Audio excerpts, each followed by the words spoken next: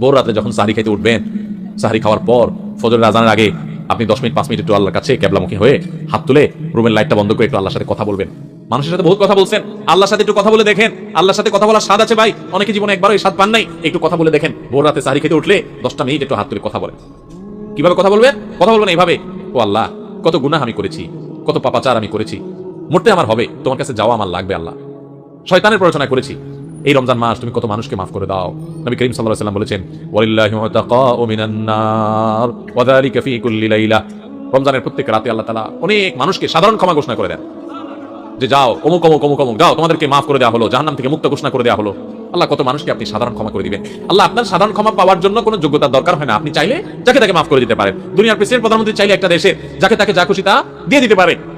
তাদের যদি ক্ষমতা, তারা তো মানুষ। আল্লাহ আপনি তো মহান সৃষ্টিকর্তা, আপনি তো চাইলে আমার সব অপরাধগুলো মাফ করে আমাকে ফেরেশতা বানায় ফেলতে পারেন, পারেন না আল্লাহ? তো আল্লাহ আপনি আমাকে মাফ করে দেন। এটা আল্লাহর সাথে কথা বলবেন।